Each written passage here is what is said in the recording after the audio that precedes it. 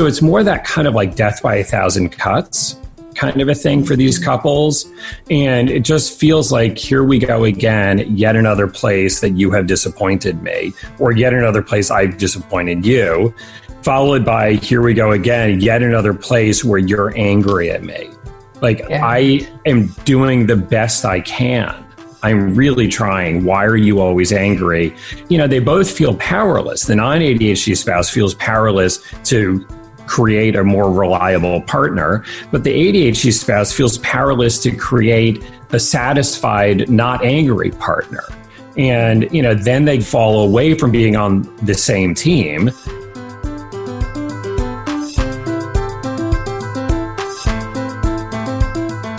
Therapist Uncensored brings you decades of experience with interpersonal psychotherapy, relational neuroscience, modern attachment, and anything else they think will be helpful in healing humans. Now, here are your co-hosts, Dr. Ann Kelly and Sue Marriott. Hi, everyone. This is Ann, and today we're going to talk about a topic that we typically associate with kids. When you think about the idea of attention deficit hyperactivity disorder, ADHD, it often draws out an image of young children having difficulties in school, having overactive behaviors, and we don't often get a chance to think about how this difficulty manifests through the lifetime and into adulthood. But today's guest, Ari Tuckman, has written multiple books on this topic about how adult manifestations of ADHD impact our relationships, our work life, etc. He's written multiple books. One is ADHD After Dark, Better Sex Life, Better Relationships. And he's also written More Attention, Less Deficit. And he actually has a podcast by that same title and has done quite well with it, because I think this is a very compelling topic for many people. It's much more prevalent than we think. And, you know, you can see it in relationships sometimes manifest as one individual feeling like they have to hold down the responsibility and keep things organized, and the other one may come across as the irresponsible, impulsive one. And these can be lifetime kinds of conflicts until we have a deeper understanding about what's happening. And Dr. Tuckman does a really good job helping us bring this to life and what to do about it. So he is a psychologist as well as a certified sex therapist. So he brings how ADHD can even impact us all the way into the bedroom. So for some of you, this is not a diagnosis. If some of you listen to this, it may be a little triggery because it may all of a sudden bring some insight into somebody you love, or maybe insight into yourself. And if it does, please kind of seek some help and some consultation about that. And also you might, if this rings a bell for you personally or somebody you love, think about doing a more formal assessment if it might help you do some interventions. So let's get started. All right. Hi, Ari. Welcome to the show. It is really cool to be here. I'm really excited to see where we go, because you guys really kind of go deep, and I'm really interested to see where we go with this topic. So it was a pleasure to be here. So I'm really excited to have you on the show. We have not, as many topics as we've covered, we haven't actually really dove deep at all into ADHD. And this is a specialty. You're a psychologist, a certified sex therapist, and have a deep specialty in ADHD. But here's the thing. Nobody goes into ADHD. That's the problem, is we all get kind of siloed into our area of interest, and then we don't sort of bring in enough of these other areas. So, you know, like, this is just sort of the way of people, I think, often. And part of what's been really cool for me, having spent 20 years in the world of ADHD, siloed myself, is, you know, now that I'm doing much more in ADHD and relationships and sex, it's giving me an excuse, basically, to take ADHD into these new places where it isn't being talked about as much as it should be, and yet it's still there. You know, it's not like it doesn't get talked about because it isn't there. It just doesn't get talked about, or it gets talked about in other ways with other labels and other explanations, but not through the lens of ADHD. Well, there's so much that many therapists don't understand about adult ADHD. You know, when we think about ADHD, we're often thinking about the diagnosis of kids in our practice or kids of our clients, etc. And I think your writing really highlights how deeply ADHD can affect us as individuals, as adults, and in our relationships. it was really enlightening for me to be thinking about it from that slant in going over some of the things you've written. Yeah, and it really does. I mean, the thing about it is ADHD is still thought of as a kid thing. Yeah, there's a lot of kids who have ADHD, but there's also a lot of adults who have ADHD. Like there's kids with ADHD at some point, let the clock run long enough, they become adults with ADHD. But often they're not identified, they're not diagnosed correctly, they're diagnosed with other things instead. But general population prevalence of ADHD in adults is, call it 4%, 1 in 25. But if you're a therapist, if you're looking at who shows up for therapy, it is more than 4%, sometimes a lot more than 4%. And the level of comorbidity tends to be quite high. So folks with ADHD tend to be more anxious, more depressed, more substance use issues, higher rates of bipolar disorder, marital discord, all these other things that are the fallout of undiagnosed ADHD makes for a lot more folks with ADHD walking through your office than 1 in 25. And if you don't look for it, you can't find it. And if you don't find it, you can't address it in the most effective ways, which is both to the detriment of the client who doesn't get the best service that they, would hope to get. But frankly, also for us as therapists, like I hate feeling ineffective with my clients. I hate feeling like I'm not doing good for them, right? So like there's something to be said for knowing what to look for so that you can be the best therapist you can be. Well, let's talk about that. What does ADHD? What would we see in our office or in our partners or in ourselves that would kind of bring to light that we're struggling with ADHD? First of all, not everybody with ADHD has those kind of typical like hyperactive symptoms. Some people do, but not everybody does. But if you were hyperactive as a kid, you're probably a lot less hyperactive as an adult. So if that is your picture of ADHD, you're not going to see a lot of that in your adult caseload. More so what's the struggle for adults with ADHD is the more inattentive symptoms. So stuff like troubles with time management, disorganization, forgetfulness, procrastination, misplacing things. This is how it shows up in adulthood. So it's a little quieter, so to speak, compared to like that hyperactive boy. But it's potentially much more problematic. So this causes trouble not only like in college or in the workplace, but also at home, also in relationships. So if you're doing couples therapy, it's very easy for the ADHD partner to be the bad guy, so to speak. And, the long-suffering non-ADHD partner who's like, oh, see what I have to put up with? Look how hard I'm working here. I have to keep up with everything. Right. If not for me, all the children would be dead and the house would be on fire kind of thing, right? Right. It's not completely wrong. Like there is indeed truth to that. They're not lying. But still, in any relationship, you're only half of it. Each person has half of the relationship.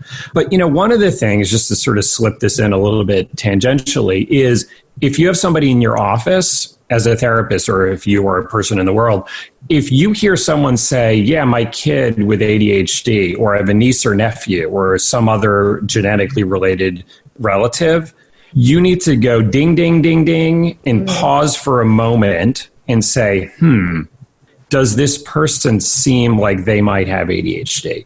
Because given the strong genetics, the odds are pretty good that, yeah, they might. So are they showing up late to appointments? Do they forget things? Do they not follow through? Do they, ramble a little bit in how they tell a story? Things like that. Do you have any statistics on that offhand about the relationship between parent-child genetic connection between ADHD? So if you're looking at first-degree relatives, meaning your parents, your siblings, and your kids, you share about 50% of your genes with these people.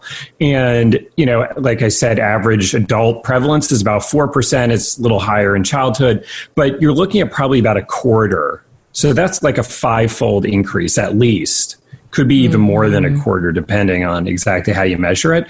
But what it means is when you find one person in a family with ADHD, it is quite unlikely that you don't find somebody else who also has ADHD. And sometimes you find multiple people. So both kids and one of the parents, for example. I have found that at times that is actually could lead to, in some ways, some defensiveness on the parent's part, because some of those characteristics that you named, being disorganized, forgetting things, oftentimes a parent might say, well, I did that and I was fine. I couldn't keep up with things and look at me. And so it can be really tough. Some of those characteristics that you just named can be those that in our culture, you can feel a lot of shame for just having to feel like you can't keep your attention, that you forget things, that you're disorganized. I mean, even as you were saying it, of course, I was identifying with a lot of those characteristics, but pretty confident that isn't me, because we could all, like, how extreme do you usually look for in your adult clients to say, this is kind of over the edge? Yeah, and you're absolutely right. Like, these are normal human situations and experiences. And, like anything, it's a question of kind of relative to your peers. We all have moments where we feel kind of down, like, I'm a little bit depressed about, I don't know, something for a day. And then tomorrow I feel okay. Like, did I have a major depression? No. But if you can't get out of bed for 6 months, okay, yeah, I think we can say that that's sufficient enough. And then at some point we draw a line in between those two things and say, there, now it counts as depression. In the same way, we draw a line when it comes to these things, when it comes to ADHD, in that those folks who have ADHD, it's been consistent across time and across circumstances. So now at 30, let's say, but also in college at 20, also in elementary school at 10, in this job they're in, but also in that last job, but also when they're at home. So you can really see it permeate their life. It's not just a little bit here, but not so much there. And because it's so ever present, that's part of what makes ADHD so impactful, in the sense that, it impacts everything from school performance and college graduation rates, for example. It impacts career attainment, lifelong earnings. It impacts things like car accidents, blood cholesterol levels, and other physical health indicators, relationship satisfaction, unplanned pregnancies. ADHD is always there. So it impacts many, many, many parts of a person's life, and their family members and romantic partners by proxy. It's such a wonderful thing to kind of be out there and speaking of, and I'm really glad to have you on the podcast, because it can be so painful to have gone through your life and feeling like you could make your career, but somehow can't quite have the follow through, and just the devastation to one's self-esteem if it goes undiagnosed and unnoticed. And I even have a good friend of mine who recently, as a middle-aged woman, has really, really discovered this for herself and has started to medicate, had gone to somebody who noticed it and was able to identify it. And since she's been on medication, it's been a life changer for her, not only in her everyday experience, but really about how she sees herself and how she understands herself. Yeah, and it absolutely can be. There are people who, when they finally get that diagnosis, it's like all of a sudden the light goes on. It's like, oh my God, now finally I know. Why was this all so hard for me? Why am I so smart in some ways and I do these dumb things that I shoot myself in the foot? Like, why do I keep doing these things? One of the early books on adult ADHD had this just amazing, amazing title, which was, You Mean I'm Not Lazy, Stupid, or Crazy? And the thing is, if ADHD is not an option to explain the struggles that you're having, like, the sad reality is, what you're left with is some variant on lazy, stupid, or crazy, like none of which you can feel particularly good about, as opposed to if you say, oh, this is a neurological information processing disorder that impacts my ability, I sometimes say, to convert intentions reliably into actions. Folks with ADHD know what to do, but they're not consistent always about doing it. So they shoot themselves in the foot in ways that even they might have a hard time explaining, and they certainly feel bad about. If you can understand it in that way, it gives a little bit more hope. Like, oh, now I understand. Now I know what are the things I can do. I'm a psychologist. I don't write prescriptions, but I got to say, I'm a big proponent of stimulant medication for ADHD. Reason being, it tends to work really quite well, despite what you might read in some media outlets. Like, risks and side effects tend to be quite low.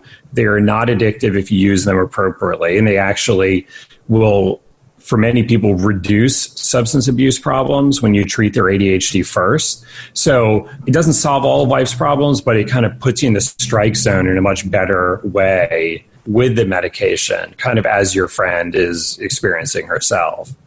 Can you explain why when somebody's working with something that maybe increases their motor, like you think of ADHD as somebody being a little hyper, although not always, because it could just be an attention deficit, and yet we give them a stimulant. Could you explain to our listeners kind of how that works? Right. It's totally counterintuitive. But what the stimulants do, they're basically like brake fluid. They give the person with ADHD a little bit more brakes that they can put on the brakes in the case of hyperactive kids before acting. But even in terms of distractable adults, it puts on the brakes in terms of their thoughts, like they're less distracted by the stimuli around them. They have a better ability to pause in that flash of a moment and say, you know what? Nope, that's not the thing right now. Put that aside, finish the expense report. That's what you're doing now. You can return that text later.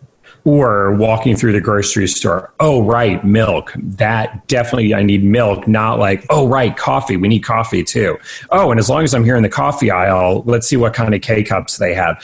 Oh, and as long as we're here, oh, hazelnut. I haven't seen that in a little while. Maybe I'll, right? And like away we go. And that idea of milk gets kind of pushed out of their attention, out of their working memory, out of their awareness. And then it's only when they get home that they go, darn it, the milk. You know, much to the dismay of their partner and kids and themselves, right? They're not passive aggressive. They're not anti-milk. Just it fell off of their radar at the wrong moment. And the medication just helps hold it onto the radar a little bit better. Yeah, and bringing in that, oh my gosh, and I get home and I don't have it, and how often that can wreak havoc, as I mentioned earlier, just with self-perception and like, oh my God, I'm such an idiot. How can I not hold that? And some really devastating self-thoughts, which can increase anxiety. But I'm also thinking about the wife at home or the husband at home thinking, no, you didn't forget. You just don't think about the milk because I needed it. You remembered to send those emails while you're standing in the store. And so it can really impact, I imagine, I don't imagine, I see it all the time in my practice, impact the relationship from that kind of perspective. And that's exactly right. That, you know, it's sort of, even if you don't think to yourself, I'm an idiot, why did I forget it? Don't worry, your disappointed partner at home will tell you you're an idiot or you're selfish, right? Right. So, you know, it does become this thing where for the non-ADHD partner, like, I can empathize. I get it. I was counting on you to get the milk. Now, I will grant you, this is not like life-saving medicine. We're not going to die without milk. But like, seriously, I am too busy. I don't need one more thing, including whiny kids who can't have cereal tomorrow. So it's more that kind of like death by a thousand cuts kind of a thing for these couples. And it just feels like, here we go again, yet another place that you have disappointed me, or yet another place I've disappointed you, followed by, here we go again, yet another place where you're angry at me. Like, yeah. I am doing the best I can. I'm really trying. Why are you always angry? You know, they both feel powerless. The non-ADHD spouse feels powerless to create a more reliable partner, but the ADHD spouse feels powerless to create a satisfied, not angry partner. And, you know, then they fall away from being on the same team to now they're on different teams. Now they're fighting against each other. And it's not just about, well, how do we get milk for tomorrow? Now it becomes, you know, here we go again, blah, blah, blah. You're never, you're always, you know, and they're stuck. Right. And there can be such polarization with that. And somebody for ADHD that probably their whole life has heard, I can't believe you've let me down again. And that can easily trigger into their implicit memory of always feeling like a failure or always missing the boat on this if they don't recognize it. And, you know, with that implicit response could be either, you know, as we talk about in the pod, going down and some depression, or really up in some reactive anger. Why is everybody always seeing this? It's so painful. It is. You know, ADHD is a neurological condition, and there's no amount of therapy that's going to change your brain wiring in that regard. However, that neurology drives so much psychology that folks with ADHD untreated tend to have certain kinds of experiences much more so than folks without ADHD. Now, granted, we all have lots of certain kinds of experiences for all sorts of, a million reasons of who your parents are and where you grew up and were you born second or first or 10th or whatever. But, ADHD in general terms tends to create certain situations. If folks with ADHD are more often on the receiving end of negative feedback. You did something you shouldn't have done, or you didn't do something you should have. So it absolutely can drive that angry defensive reactivity or that self-flagellating, depressive, resignation. And often, I imagine, fluctuations between the two of them. The reaction in the presence of the immediate shame stimuli and then just devastation, like, why bother? We often see that in kids. I think the why bother, the undiagnosed kid that just feels like, I think in my experience too, one of the things that's so hard is that when somebody with ADHD is focused and you have their attention, they can be so capable and so intelligent and so brilliant that it's almost impossible to reconcile that with the, I just told you I was going to do it, I walked out and didn't do it, without feeling like, as the non-ADHD person, feeling like it feels intentional or lazy or hurtful or uncaring.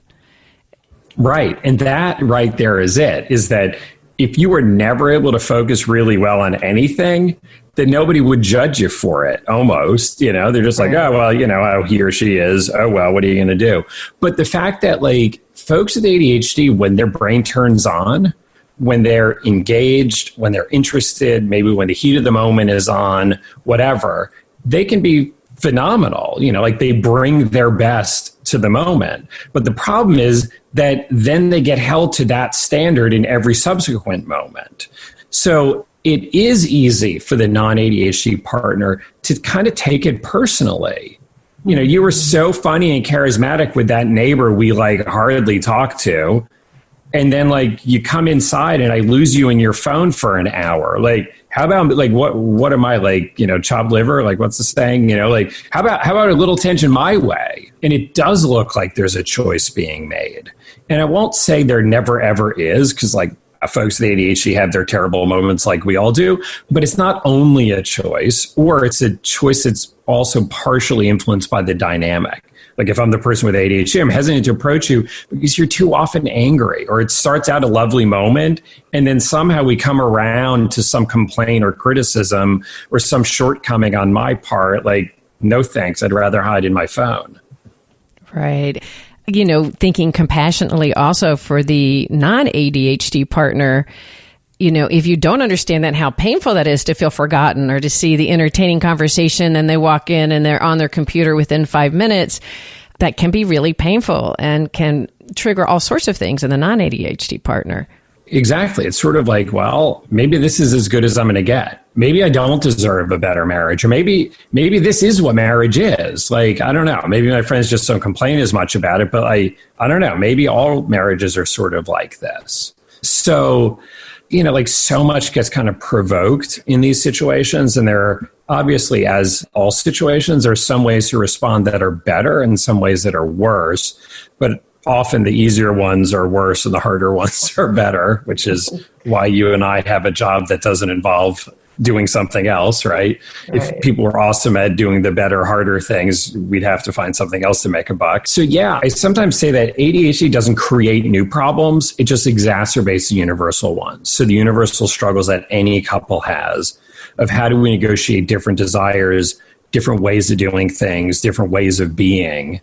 How do we divide responsibilities? How to negotiate differences between us? Yeah, exactly. And that's universal for any couple, ADHD and non, 2 men, 2 women, 2 whatever, 5 whatever, that is universal stuff. But the ADHD, it just makes it bigger and harder. So if as a couple, you can really negotiate that well and get to a good place, you will both be much better off for it. It just might be that you're going to have to work a little bit harder at it. But, life sometimes brings things. It's kind of like if you have a sick parent, like that will have a strain on your relationship. If you have a sick kid, that'll be a strain. If there's financial issues, if you live in an area that has its own kind of social problems or whatever, and that will have a strain. So like ADHD is not unique at all in that way. It just brings its own particular blend of challenges.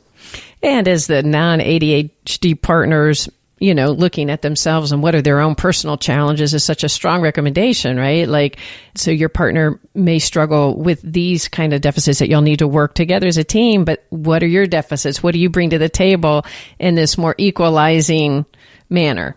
Yeah. And, often this is not always true, but at least based on who walks through my doors, which is not a random sample of the population. But there's this sort of like joke in the field that those with attention deficit tend to marry those with attention excess, right? So there's a complementarity there. But, I think we see complements in other ways in our romantic partners. And when it works well, it's awesome because you're bringing something I'm bad at and I'm bringing something you're bad at. In between us, we got it all covered. But when we struggle, the differences become even more difficult. So the obvious half of these couples doing better is for the person with ADHD to kind of get on top of things a bit more, step up a bit more, be more reliable and consistent. Do you have any specific recommendations when you're thinking about that? Do you have any specific recommendations that come to mind? Certainly, like I said, I'm a big proponent of medication, but also really learning, both partners, learning about ADHD, finding the better strategies that really do work the best so you don't have to reinvent the wheel. But, the other less obvious half of finding happiness for these couples is for the non-ADHD partner to learn how to step back, how to accept some uncertainty, how to manage their own anxiety, how to choose their battles. Here are the things that really are important. Can't let that one go. And here are some things, damn it. Okay, I guess I can let that one. If I must, I could let that one go. So the happiness is not, you're going to take a pill and your ADHD will all go away and then miraculously we'll agree on everything.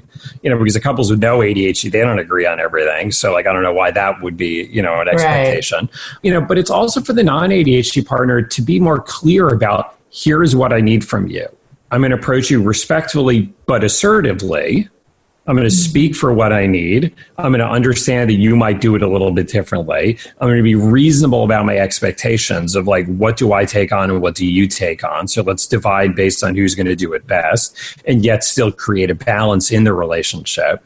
So I think this is how both partners become better people. One can speak honestly and the other can listen honestly, and they can negotiate out those differences and still get the best of what they each have to offer. Yeah, that's a wonderful recommendation. I think of also when you're doing that to think about the idea of generosity. If your ADHD partner or if you are the ADHD individual and it's the milk that is going to be forgotten, how do you strategize together to understand, as well as, when you walk by the pair of shoes in the middle of the floor over and over and over again, no matter how many times you've made that request, at some point, is it just a generous thing to say, you know what, that's not his or her strength. I'm going to pick the shoes up and you know what, it may just be what I do. And that's okay, because I also am going to look for the 5 or 6 things that he or she does for me that aren't my greatest strengths, instead of thinking of quid pro quo, it's like bean count. Well, and some of that generosity is maybe even to oneself. I am tired of me being frustrated about your shoes, and I've come to the realization you suck at shoes. I'm tired of waiting for you to get good at shoes. So I have now decided I'm either going to just kick your shoes into the corner and, myself, and then fine, whatever, no harm, no foul, or I'm going to ignore them, or I'm just going to pick them up and put them where they need to be because I am happier. Forget you. You don't care. Let's be honest. I'm not doing this for you. I'm doing this for me. I will be happier and not resent you. And then we're both better. Now, if the shoes is the biggest thing, okay, you can choose that. Honey, this is the most important thing to me. I need to find a way for you to be better at it. Or maybe I just need you to acknowledge the fact that yeah, I get it. That's totally annoying, but I'm doing the best I can. But maybe it's maybe I don't want to use my chips, so to speak, on the shoes. Maybe there's bigger, more important things that I would like to use my limited number of chips on, just like you have a limited number of chips to use on me. But that's part of, like, that is a thing that we need to do in couples, is figure out, like, what is really the most important to me and what's the stuff that isn't as important. And I think that sometimes, stupid things like shoes are just like the tip of the iceberg of a lot of other stuff. So maybe we need to get into that stuff and not waste time talking about the shoes. Or for what's been built up. And so coming from a compassionate place, that milk likely wasn't intentional and the shoes are something that just trying to keep up with that may be overwhelming. And just the approach of compassion and understanding, like what you were saying earlier, is like reading not just the ADHD partner, learning about how this affects, but the non-ADHD partner, really educating themselves to say, oh, this is actually not intentional. This isn't lack of love. This isn't... Yeah, and some of it, some of that pick up milk on your way home from work at 6, maybe some of that point of intervention is at 8 a.m. when you go, oh man, we're almost out of milk. Hey, grab some on the way home. Don't yell it across the house. Don't yell it when they're running out the door and then magically think that it's going to happen. So maybe it's a thing of like, I got to go, but send me a text or leave me a voicemail at work or something like that. So the non-ADHD partner does something that makes it more likely it's going to happen. Or the partner with ADHD says, okay, you know what? I am now sending myself an email to my work email. As I'm running out the door, I'm just going to send a quick email. And that's a way that I am signaling I am taking this seriously. Because you can't just run out and then say, I forgot. I mean, you can. But if you didn't put any effort at all into trying to remember, it's like that I forgot, like you only get a couple of those, for where's thin. But maybe it's also a thing for the non-ADHD partner to say, you know what? I'm going to give them a call at around 5:45 on their drive home to remind, like, I'm not going to count on them remembering from 10 hours ago. Friendly, nice call. Hey, honey, hope you're good. By the way, grab some milk. Oh, okay. Thanks for letting me know. I'm not going to get angry and defensive about you being controlling and micromanaging me. Like, I'm going to say, oh, right. Yeah, no, that's cool. I appreciate that. Let's say even then the milk is forgotten.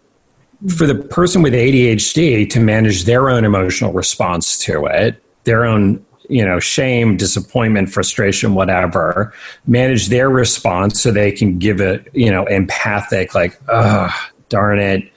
You know what? That's on me. Like I got caught up in a call or in a podcast or something. And then for the non-ADHD partner to manage their emotions and not unload the stress of the day on the forgotten milk.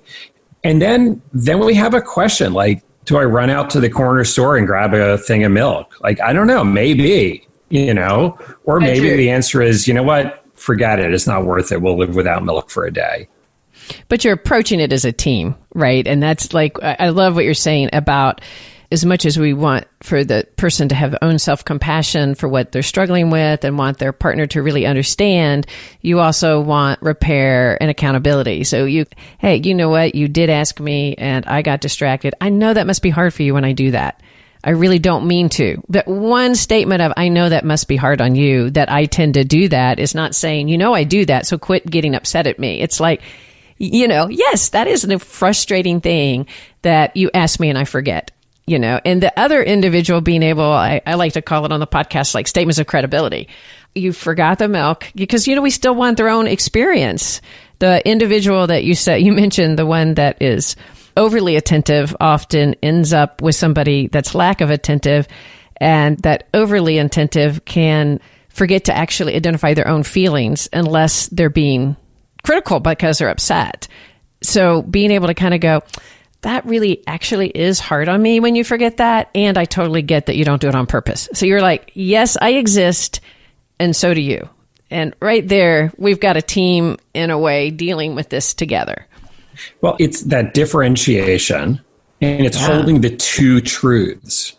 I feel really frustrated about lack of milk. And I also understand that you did your best. It just didn't work out. We can hold both of these truths to be true and not have to, use angry self-righteousness to express our needs, which is kind of a cover for vulnerability. So it's easy to jump into that angry mode. And, it's like that accountability is exactly like you said, for the person with ADHD to take accountability and acknowledge it, but for the non-ADHD partner to take accountability for their reaction. It's an angering moment, but how you choose to respond, how you choose to act is a different question. You can feel whatever you feel, but what do you do with it? And the question is, does it help? Maybe it doesn't. And is it about the milk, or is it about your own implicit frustrations about not being remembered or recalled in other places in your life, and your level of reaction? I wanted to jump before we run out of time. One of the things that you engage in is an online survey. Over 4,000, you mentioned, individuals with ADHD, non-ADHD, but learning about how ADHD may impact our relationships and our sexual relationships. Yeah. I wanted to write a book. I'd written a few books on ADHD. They're really much more kind of like practical skills and diagnosis and treatment for clinicians, but then practical skills for folks with ADHD. And I wanted to write a book on how it impacts a couple's relationship when you have one ADHD partner, one non, but also how it impacts their sex life, because that is such an important part of ongoing relationships. And yet, no one will be surprised, there was no research on it. So I had to take a bit of a detour and create my own research. So I put together this online survey for these mixed couples. And, as you said, I got, at the time, when I pulled the data to write the book, I had like 3,000 respondents. Now it's like 4,000. I think what it speaks to is the fact that people are interested in this topic, that they gave their time to an unpaid survey. There's a lot of really interesting things that came out of it, and it kind of formed the backbone of the book, ADHD After Dark.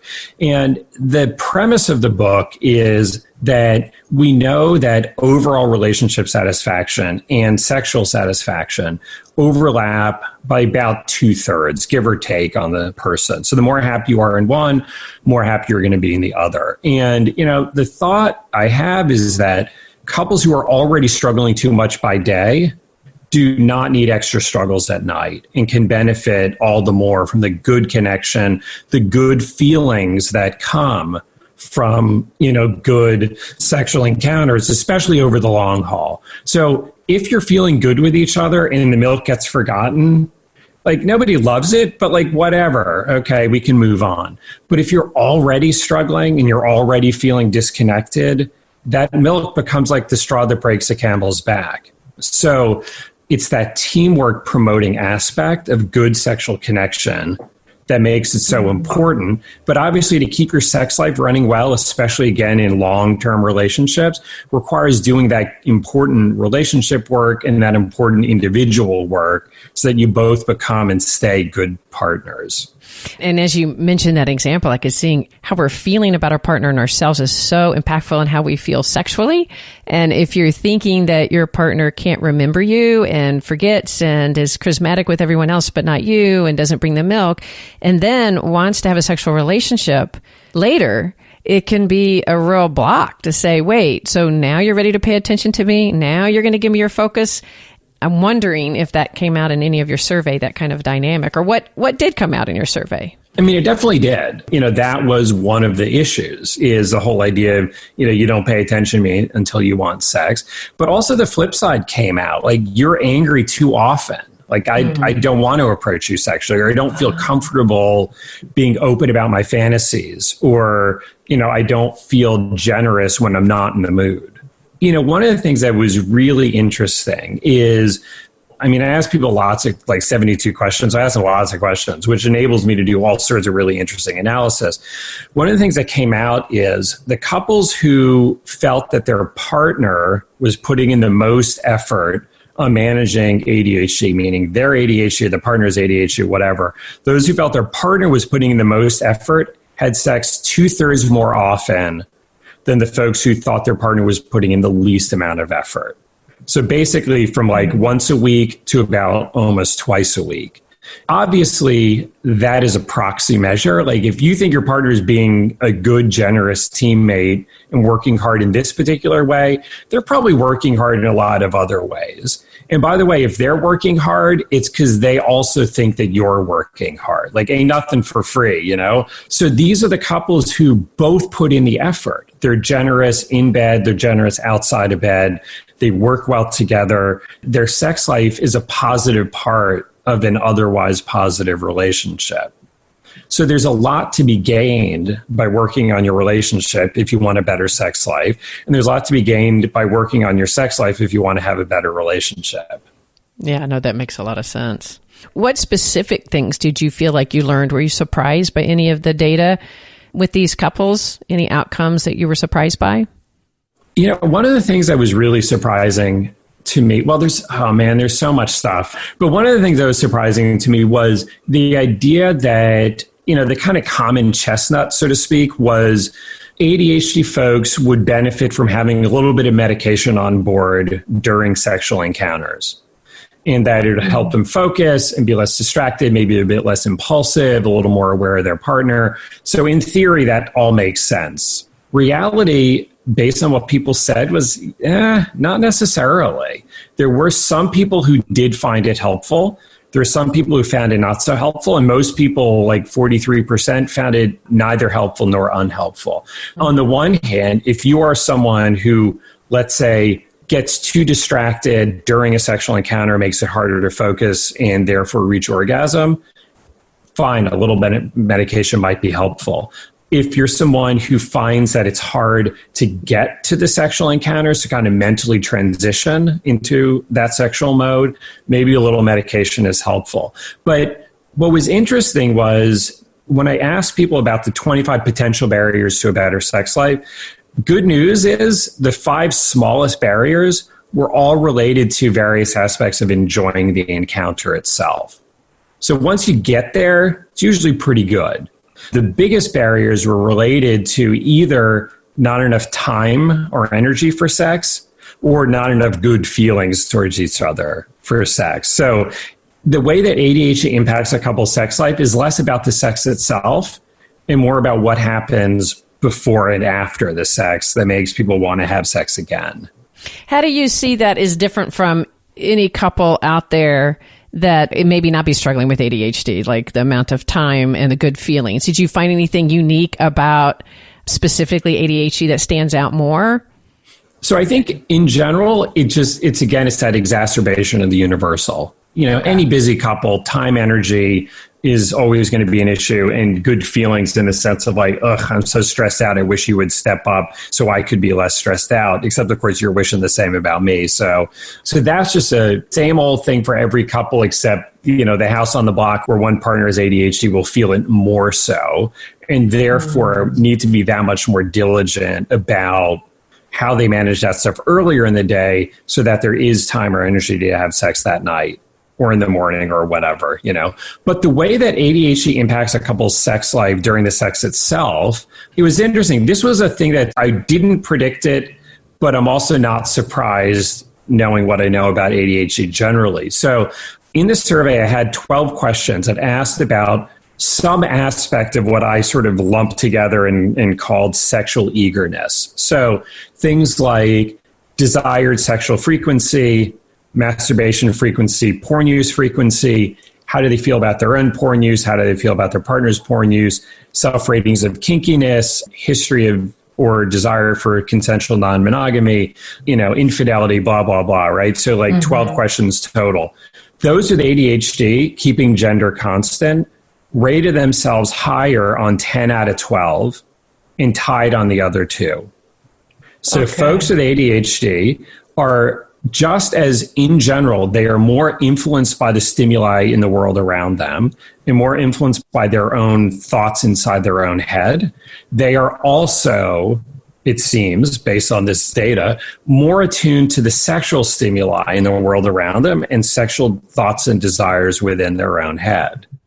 Are you meaning that during their sexual experience, they tend to be more preoccupied with the sexual thoughts around them and to be more stimulated by porn than a non-ADHD person? It's more just sort of, not necessarily during a sexual encounter itself, but just sort of in general. I'll just use like a generic example that, if some attractive person walks by, someone with ADHD might notice them more and get stuck on them a little bit more, or their thoughts roll around their mind like, wow, that person was really hot. which then might then make them a bit more interested in doing something sexual with that person, with themselves, with their partner, whatever, right? That they're more attuned to that sexual feeling, or they're more reactive to those sexual stimuli. Do you think that they're more likely to be impulsive to act on such thoughts? Is that what you're saying as well? I mean, they are higher likelihood to ask for or request to act on those thoughts, do you think? I think they are. And, some of that is in relation to sexual activity with their partner, that the folks with ADHD tended to have higher, desired sexual frequencies compared to the non-ADHD folks. So in this case, women versus women, men versus men. But also, folks with ADHD are more likely to have physical infidelities, like hookups, more likely to have emotional infidelities. So yeah, it does show up, and not just within the couple relationship, but also extra couple or extramarital, which is obviously problematic. So the good news of this, the sort of positive side of the coin of this, is especially for long-term couples where passion and sex tends to fade with time, it takes a bit more conscious effort, I think, to keep it, good. Having someone who's more attuned to sexuality, who has a bit of a higher drive, might actually be a good thing, because it keeps sex a little bit more front and center if that couple is doing well with each other. Now, if you're doing badly with each other, then it becomes, even worse, because it's yet another disappointment in the relationship. Well, and depending, I guess, on what they're doing with the thoughts and that are coming to them, whether they're impulsively acting it out or bringing it into the relationship for an open dialogue to say, bringing their own sense of sexuality and desire more into the relationship. Exactly. Yeah. So it's like anything else, like whether it's helpful or not helpful depends on what do you do with it? Where do you challenge it? How do you act on it? I mean, desire discrepancies where one person has a much higher desire than the other, or greater desire for novelty, or greater desire for certain specific kinds of acts or whatever, those can be a real challenge to couples. Those are hard conversations sometimes to have. But in a way, they're not any different than where are we going out to dinner tonight, except there's probably more emotional loading to that than there is to, like, do we go Italian or Indian? Those are times where if you're already struggling in other parts of the relationship and already not on the same team in other parts, it's that much harder to be vulnerable in this way, or to be generous and hear what your partner is saying without freaking out, or just like, I give so much to you, I don't have anything left to give this thing also. Right. No, that makes a lot of sense. Did you find that there was a difference in pornography as well? That you mentioned the other thoughts. So you found more acknowledgement of desire for pornography watching in ADHD than non-ADHD samples? Yeah, so men with ADHD watch more porn than men without. I think that was only a little bit, but also women with ADHD watch more porn than women without. What I don't know is that do they watch it alone? Do they watch it with a partner in terms of any of this stuff? But also, how do they feel about their own porn use? How do they feel about their partner's porn use? So porn, again, neither good nor bad, but how do you use it? I mean, porn's not curing cancer, let's be honest, but it's also not destroying the world and taking over, our libidos or anything either.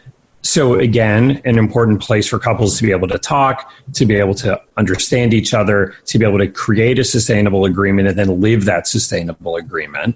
But in couples with a high desire discrepancy, sometimes just saying like, you know what, you go take care of you sometimes and leave me alone. And then the other times we're going to do something together and it's going to be great.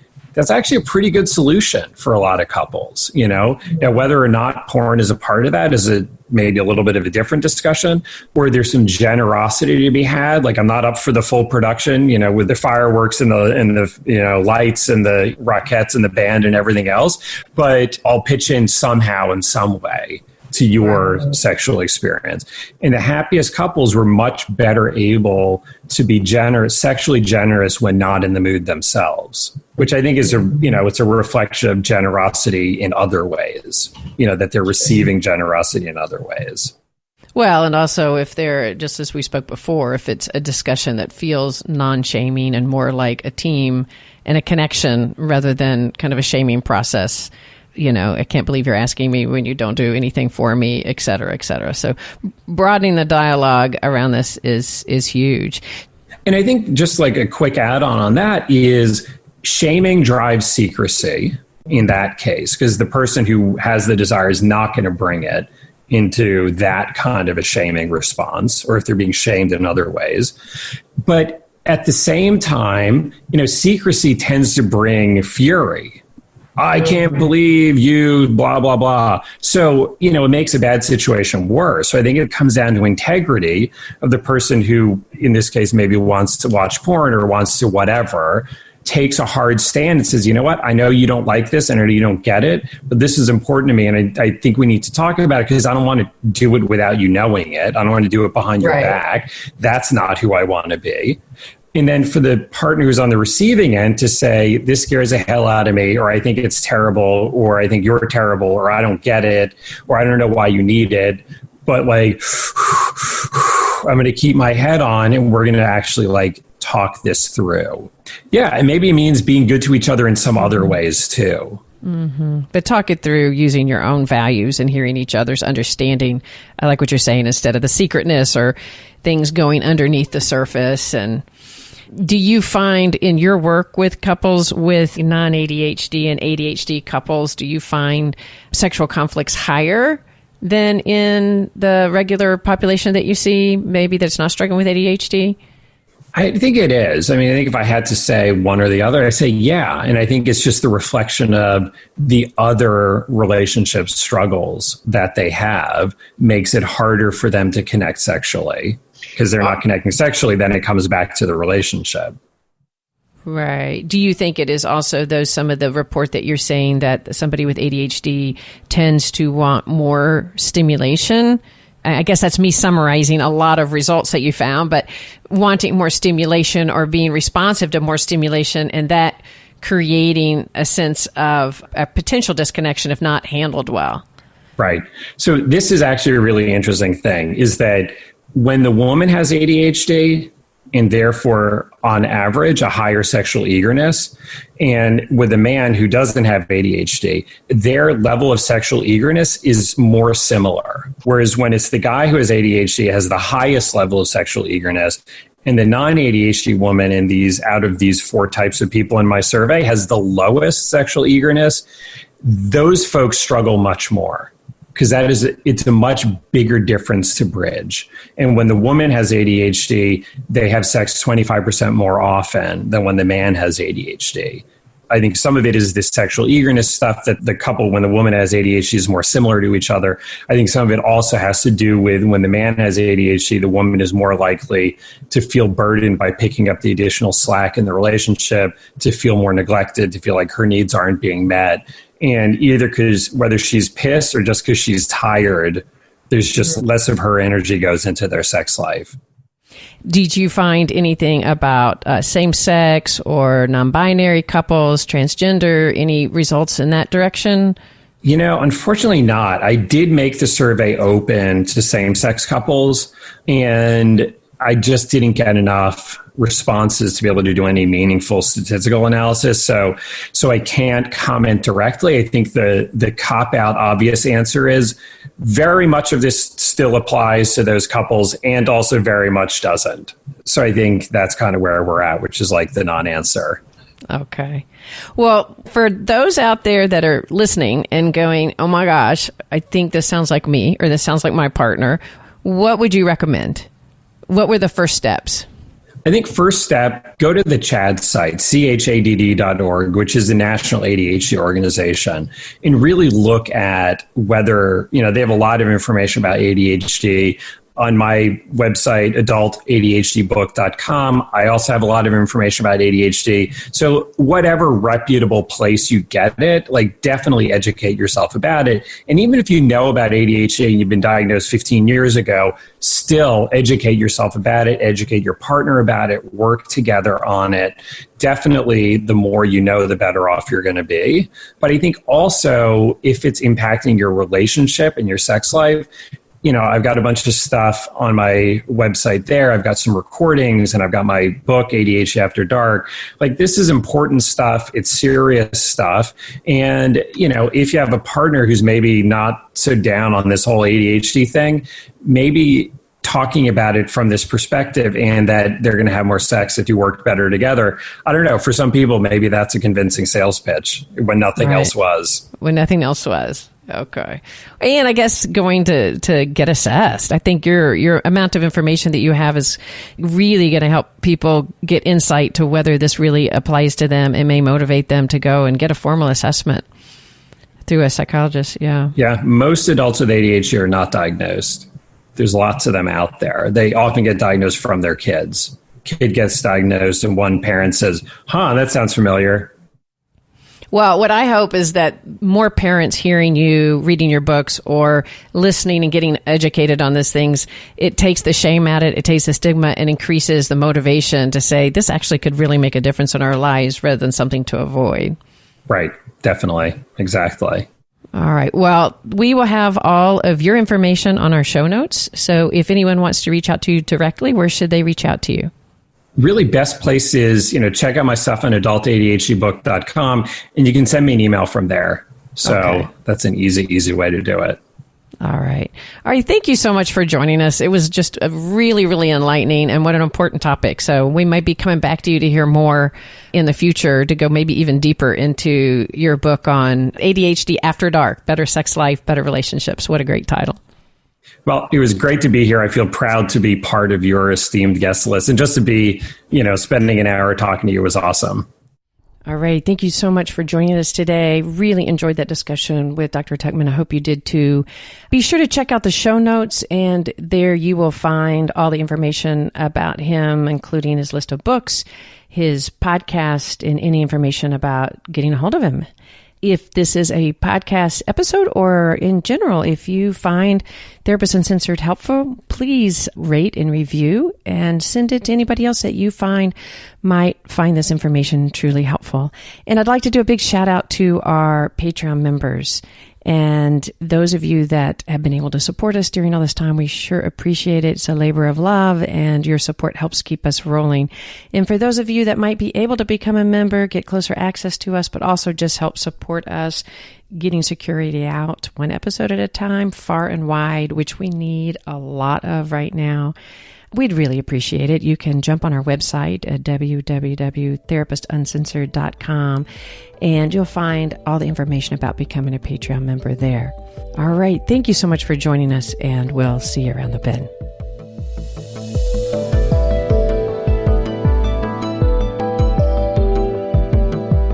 Therapist Uncensored is Ann Kelly and Sue Marriott. This podcast is edited by Jack Anderson.